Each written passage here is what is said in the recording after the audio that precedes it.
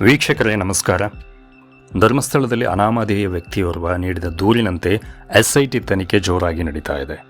ಆದರೆ SIT ತನಿಖೆ ನಡೀತಿರುವಾಗಲೇ ಧರ್ಮಸ್ಥಳ ಕ್ಷೇತ್ರದ ತೇಜೋವಧೆಗೆ ಭಕ್ತರು ಇದೀಗ ಆಕ್ರೋಶವನ್ನು ವ್ಯಕ್ತಪಡಿಸುತ್ತಿದ್ದಾರೆ. ಯಾವುದೇ ಆಧಾರ ಇಲ್ಲದೆ ಧರ್ಮಾಧಿಕಾರಿ ವೀರೇಂದ್ರ ಹೆಗ್ಗಡೆ ಅವರ ವಿರುದ್ಧವಾಗಿ ಸುದ್ದಿಯನ್ನು ಮಾಡ್ತಾ ಇರೋದು ಮಂಜುನಾಥನ ಭಕ್ತರ ಆಕ್ರೋಶಕ್ಕೆ ಕಾರಣ ಆಗ್ತಾ ಇದೆ. ದೂರುದಾರ ಸೂಚಿಸಿರುವಂತಹ ಪಾಯಿಂಟ್ಗಳಲ್ಲಿ ಈಗಾಗಲೇ ಅಸ್ಥಿಯ ಹುಡುಕಾಟವನ್ನು SIT ಮಾಡ್ತಾ ಇದೆ. JCBಯನ್ನು ಬಳಸಿ ಇದೀಗ ಅಗೆಯಲಾಗ್ತಾ ಇದೆ. ಎಲ್ಲಿ ಏನೆಲ್ಲ ಕುರುಹು ಸಿಕ್ಕಿದೆ ಅನ್ನೋದರ ಬಗ್ಗೆ SIT ಇನ್ನೂ ಕೂಡ ಅಧಿಕೃತವಾಗಿ ಮಾಹಿತಿಯನ್ನು ಕೊಟ್ಟಿಲ್ಲ. ಹೇಗಿದ್ರೂ ಕೂಡ ಕೆಲವರು ಸಾಮಾಜಿಕ ಜಾಲತಾಣಗಳಲ್ಲಿ ದಾಖಲೆ ಇಲ್ಲದ ಸುದ್ದಿಯನ್ನು ಪ್ರಕಟ ಮಾಡ್ತಾ ಇರೋದು ಧರ್ಮಸ್ಥಳದ ಭಕ್ತರನ್ನು ಕೆರಳಿಸಿದೆ. ಈಗಾಗಲೇ ರಾಜ್ಯಾದ್ಯಂತ ಭಕ್ತರು ಪ್ರತಿಭಟನೆಗೆ ಕರೆಯನ್ನು ಕೊಟ್ಟಿದ್ದಾರೆ. ದೊಡ್ಡ ಮಟ್ಟದಲ್ಲಿ ಈ ಒಂದು ಪ್ರತಿಭಟನೆ ನಡೆಯುವಂತಹ ಸೂಚನೆ ಈಗಾಗಲೇ ಸಿಗ್ತಾ ಇದೆ.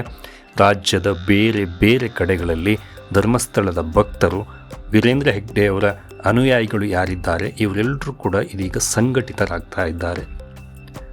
ವಿಧಾನಸಭೆಯಲ್ಲಿ ಧರ್ಮಸ್ಥಳ ವಿಚಾರ ಇತ್ತೀಚಿನ ಅಧಿವೇಶನದ ಸನ್ನಿವೇಶವನ್ನು ನೀವು ನೋಡಿರ್ಬೋದು. ಪ್ರಸ್ತಾಪ ಆಯಿತು ಅಧಿವೇಶನದಲ್ಲಿ. ಆದ ನಂತರ ಭಕ್ತರು ತೀವ್ರಗತಿಯಲ್ಲಿ ಪ್ರತಿಭಟನೆಗೆ ಇದೀಗ ಮುಂದಾಗಿದ್ದಾರೆ.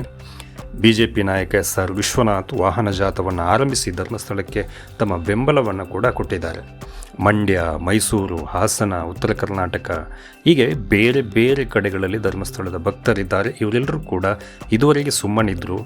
ಒಂದಷ್ಟು ಅಂಶಗಳು ನಿಜ ಅಲ್ಲ ಅಂತಕ್ಕಂಥ ವಿಚಾರ ಇದೀಗ ಎಲ್ಲ ಭಕ್ತರಿಗೆ ಅರ್ಥ ಆಗೋದಕ್ಕೆ ಶುರುವಾಗಿದೆ.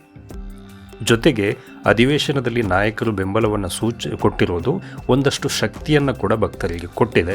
ಈ ಕಾರಣಕ್ಕಾಗಿ ಇದೀಗ ಬೇರೆ ಬೇರೆ ಕಡೆಗಳಲ್ಲಿ ದೊಡ್ಡ ಮಟ್ಟದ ಪ್ರತಿಭಟನೆ, ಧರ್ಮಸ್ಥಳಕ್ಕೆ ಭಕ್ತರು ಬರುವಂತಹ ವ್ಯವಸ್ಥೆ ಎಲ್ಲವೂ ಕೂಡ ಆಗ್ತಾ ಇದೆ. ಇದರಿಂದಾಗಿ ಒಂದು ದೊಡ್ಡ ಮಟ್ಟದಲ್ಲಿ ಧರ್ಮಸ್ಥಳವನ್ನು ಉಳಿಸಿ ಅಂತಕ್ಕಂಥ ಒತ್ತಾಯದ ಹೋರಾಟ ಜೋರಾಗುವಂತೆ ಕಂಡು ಬರ್ತಾ ಇದೆ. SIT ತನಿಖೆಯಲ್ಲಿ ಹೂತ ಶವಗಳ ಪ್ರಕರಣ ಏನಿದೆ, ಸತ್ಯಾಂಶ ಹೊರಬರಬೇಕಾಗಿದೆ. ಅಲ್ಲಿ ತನಕ ಧರ್ಮಸ್ಥಳದ ವೀರೇಂದ್ರ ಹೆಗ್ಗಡೆ ಕುಟುಂಬದ ವಿರುದ್ಧ ನಡೀತಾ ಇರುವಂತಹ ಅಪಪ್ರಚಾರ, ತೇಜೋವಧೆ ನಿಲ್ಲೇಬೇಕು. ಇಲ್ಲದೆ ಹೋದಲ್ಲಿ ಎರಡು ಗುಂಪುಗಳ ಹೋರಾಟ ಬೇರೆ ಬೇರೆ ಸ್ವರೂಪವನ್ನು ಪಡೆಯುವಂತಹ ಲಕ್ಷಣಗಳು ಕೂಡ ಕಂಡುಬರ್ತಾ ಇದೆ. ಆದಷ್ಟು ಬೇಗ SIT ತನಿಖೆಯಿಂದ ನಿಜಾಂಶ ಹೊರಬರಬೇಕು ಅನ್ನೋದು ಸಜ್ಜನ ಭಕ್ತರ ಒತ್ತಾಯ. ಯಾವುದೇ ಒಂದು ಕ್ಷೇತ್ರಕ್ಕೆ, ಯಾವುದೇ ಒಂದು ವ್ಯಕ್ತಿಗೆ ಆಧಾರ ಇಲ್ಲದೆ ಈ ರೀತಿಯ ಅಪಪ್ರಚಾರ ಆಗಬಾರ್ದು ಅನ್ನೋ ಒತ್ತಾಯಕ್ಕೆ ಇದೀಗ ಭಕ್ತರೆಲ್ಲರೂ ಕೂಡ ಒಟ್ಟಾಗ್ತಿದ್ದಾರೆ. ಧರ್ಮಸ್ಥಳದತ್ತ ಬಂದು ತಮ್ಮ ಬೆಂಬಲವನ್ನು ಕೊಡುವಂಥ ಪ್ರಯತ್ನ ಆಗ್ತಾ ಇದೆ.